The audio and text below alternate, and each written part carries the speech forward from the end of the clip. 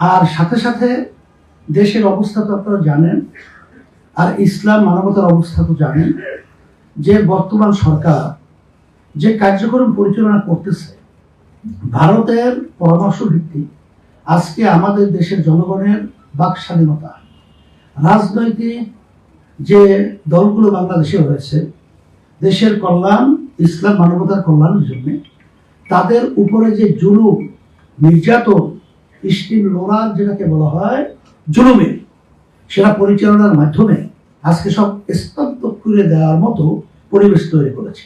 কিন্তু আসলে বর্তমান আমরা বলবো জালিম শাহী সরকার, তার তো জানা নাই যে ইতিহাস পর্যালোচনা করলে দেখা যায় ফেরাউন বনি ইসরায়েলকে ধ্বংস করার জন্য তার এমন কোনো শক্তি নাই যেটা বাস্তবায়ন করে নাই, কিন্তু সেই ফেরাউনকে কিন্তু একদিন নীল দরিয়ার ভিতরে ডুবে ধ্বংস হইতে হয়েছে। এইভাবে কারণের ইতিহাস, নমরুদের ইতিহাস, আপনারা এই বাংলাদেশের ইতিহাসগুলোই দেখেন না, তামাম দুনিয়ার ইতিহাস কখনোই জানে যত শক্তিশালী হোক, কিন্তু যখন একাত্রিত হয়ে আমরা শুনছি, দেখছেন না যে বাঘ তো বাঘের রাজা জঙ্গলে, কিন্তু ছোট ছোট প্রাণী যখন একাত্রিত হয়ে যখন ওপর উপরে ঝাঁপায়া পড়ে তখন কিন্তু ওপরের দিক বিদিক পাইলে ধ্বংস হয়ে বাধ্য হয়। এখন বাংলাদেশের সমস্ত জনগণ এবং যারা বিশেষ করে ইসলাম প্রেমিক, দেশ প্রেমিক এবং মানবতা প্রেমিক রয়েছেন, তাদেরকে বিশেষ করে অনুরোধ করব, এখন আমাদের বসে ঘুমিয়ে থাকার সুযোগ সময় এখন কিন্তু মোটেও নাই। সবাইকে আমি অনুরোধ করছি, আসেন ইসলামকে রক্ষার জন্য, দেশকে রক্ষার জন্য, মানবতার কল্যাণের জন্য আমরা সবাই পরামর্শ ভিত্তিক যদি একাত্রিত হয়ে যদি আজকে আমরা অবস্থান তৈরি করতে পারি, এর শক্তি যত বাতিল হোক, ভারতের শক্তি হোক, আমেরিকার শক্তি হোক, যত তাগিদি শক্তি হোক, সব বাংলার জমিনের মধ্যে, তামাম দুনিয়ার মধ্যে, মাটির নিচে আমরা পুঁততে পারবো ইনশাআল্লাহ। কোনো ভয় আছে নাকি? ভয় থাকবে না। আল্লাহ আমাদেরকে বলছেন কোনো ভয় নাই, তোমরাই বিজয় হবে। সেই হিসাবে আমি বেশি কথা লম্বা না করে নিজেদের ভিতরে কোন্দল সমালোচনা বাদ দেন। আজকে ঘরের ভিতরে আগুন লেগেছে, ইসলামের ঘরে, দেশের ঘরে আগুন লেগেছে, আর আজকে বসে বসে আমরা নিজেদের দোষ এবং যেটা বিবাদ বলা হয়, এক অপরাধ আরেকজনের বিরুদ্ধে বিভিন্ন ধরনের, আমরা তো আলহামদুলিল্লাহ অনেকটাই ভালো, কিন্তু তারপরেও তো আমাদের এই দুর্বলতা এই কারণে আসে। আর সাথে সাথে যে পরামর্শগুলো আসছে, 3 শর্ত 3 সবক এবং বিভিন্ন বিষয় যদি আমরা কার্যক্রম পরিচালনা করতে পারি, আমি সারা দেশে সফর করার পরে বিভিন্ন রাজনৈতিক দল, বিভিন্ন অঙ্গনের পেশাজীবী তাদের সাথে যখন আলোচনা করছি, তখন আমি দেখছি ইসলামী আন্দোলনের প্রতি সবাই কিন্তু একটা আন্তরিকতা তৈরি হয়েছে। আর এই আন্তরিকতা ধরে রাখার দায়িত্ব কিন্তু বিশেষ করে আপনাদের। এর জন্য আজকে সম্মেলন। আপনারা দেখেন বাংলাদেশের ইতিহাস, বামদল যাদেরকে বলা হয়, কমিউনিস্ট যাদেরকে বলা হয়, যারা ইসলাম বিশেষ করে অনেকটা নীতি আদর্শ তারা পছন্দ করতে চায় না, কিন্তু ইসলামী আন্দোলন বাংলাদেশের পক্ষ থেকে যখন তাদেরকে দেশের জন্য, এই কল্যাণের জন্য, মানবতার যখন আমরা তাদেরকে আহ্বান করেছি, এক টেবিলে একত্রিত এই সমস্ত ওই বাম দলগুলো একত্রিত হওয়ার ইতিহাস বাংলাদেশের নজির আমার জানা নাই। এই কথার মাধ্যমে কি বুঝাতে চাই, তাদের ভিতরে একটা ইসলাম আন্দোলন আস্থা তৈরি হয়েছে। এই আস্থাটা ধরে রাখার দায়িত্ব কাদের?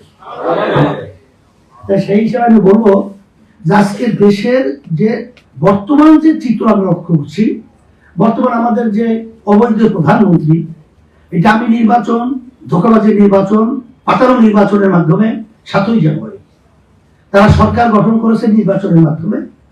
আসলে ভারতের এজেন্ডা বাস্তবায়নের জন্যই মূলত এই সরকার কাজ করছে। আজকে যে চুক্তিগুলো হলো, প্রধানমন্ত্রী কি নিজে স্বয়ং বলতে পারবে যে দেশের কোন স্বার্থ একটা চুক্তির ভিতরেও রাখা হয়েছে? সে পারবে? সাংবাদিকরা বিভিন্ন প্রশ্ন করেছেন, একটা প্রশ্ন কি সঠিকভাবে দিয়েছে? একটাও দিতে পারে না। বরঞ্চ যে কয়টা চুক্তি, প্রতিটা চুক্তি সব ভারতের স্বার্থ, বাংলাদেশের এক কথায় কি 12টা বাজছে। কয়টা বাজছে? 12টা বলে শেষ অবস্থান যখন হয়। তাই সেই হিসাবে আমি বলবো এই সরকার কিন্তু আমাদের দেশের সরকার না। এদের বিরুদ্ধে আমাদের অবস্থান তৈরি করা। আর ইসলামের অবস্থান তো আপনারা জানেন যে আজকে শিক্ষা সিলেবাসের মাধ্যমে আমাদের ভবিষ্যৎ প্রজন্ম সন্তানদেরকে নাস্তিক বানানোর প্রক্রিয়া, ইসলামী নীতি আদর্শ থেকে সরিয়ে নেয়ার বিভিন্ন নীল নকশা, এই বিভিন্ন প্রক্রিয়া সংস্কৃতির মাধ্যমে আজকে আমাদের ধর্মীয় চেতনা ঐতিহ্য ধ্বংস করার প্রক্রিয়া, এগুলো আলোচনা করে আর কি বলবো। এখন আমাদের মূল কাজ হলো আমরা ইখলাস নিয়ে, আমরা পরামর্শ ভিত্তিক যদি আল্লাহর রহমতে আমরা একাত্রিত হতে পারি, তাহলে এই ষড়যন্ত্র আল্লাহর রহমতে বাস্তবায়ন বাংলাদেশ করতে পারবে না ইনশাআল্লাহ। আপনাদের সকলকে ধন্যবাদ জানাই। আর সাথে সাথে আপনারা জানেন যে এই লক্ষ্যে আমরা আজকে প্রতিনিধি সম্মেলনের কথা আপনারা ইঙ্গিত পেয়েছেন। আমরা পরামর্শ ভিত্তিক আল্লাহ আমাদের যত তৌফিক দান করছেন, এই অন্যায়ের প্রতিবাদে, দেশ রক্ষার জন্য, ইসলামকে রক্ষার জন্য, মানবতার কল্যাণ রক্ষার জন্য আমরা কিন্তু সাধ্য অনুযায়ী আমরা প্রোগ্রাম পরামর্শ ভিত্তিক আমরা থ্রো করব। আর এটা বাস্তবায়ন, এটা করার দায়িত্ব কিন্তু বিশেষ করে আপনারা পালন করবেন, এই আশা আমরা করছি। এই জন্য এর প্রতিবাদে আমরা আগামী 28 জুন 2024 শুক্রবার 5 জুমা পরশুদিন আগামীকাল বাইতুল মোকাররম জাতীয় মসজিদের উত্তর গেট থেকে বিক্ষোভ সমাবেশ আলহামদুলিল্লাহ হবে। এইটা আমরা কর্মসূচি ঘোষণা করতেছি। আর সমাবেশ করেছি। আর 5ই জুলাই 2024 শুক্রবার সকাল সকল জেলা এবং মহানগরে বিক্ষোভ সমাবেশ ও মিছিল অনুষ্ঠিত হবে। এরপরে আমাদের আরো অনেক বড় পরিকল্পনা আছে। আল্লাহ কবুল বাঁচায় রাখে। আপনারা দোয়া করতে থাকেন, চেষ্টা করতে থাকেন। আশা তো করি আল্লাহর রহমতে যে ইসলামী আন্দোলন বাংলাদেশ আপনাদের রহমতুল্লাহ থেকে শুরু করে আজকে শিক্ষা সিলেবাসের ভিতরে অনেক ধারা, অনেক বই পরিবর্তন কিন্তু বাধ্য হয়েছে। আল্লাহর রহমতে এর কিন্তু পিছনে অবদান ইসলামী আন্দোলনের বড় একটা আলহামদুলিল্লাহ উল্লেখযোগ্য। এটা আমি মনের তৃপ্তি হিসাবে আল্লাহর রহমতে আমি বলতেছি। সেই হিসাবে আপনাদেরকে আমি অনুরোধ করব, আপনারা কষ্ট করে এসেছেন, আজকে আপনাদের ত্যাগ কোরবানির মাধ্যমে আল্লাহ রাব্বুল আলামিন সর্বদিক থেকে বরকত দান করবেন, এই আশাবাদ।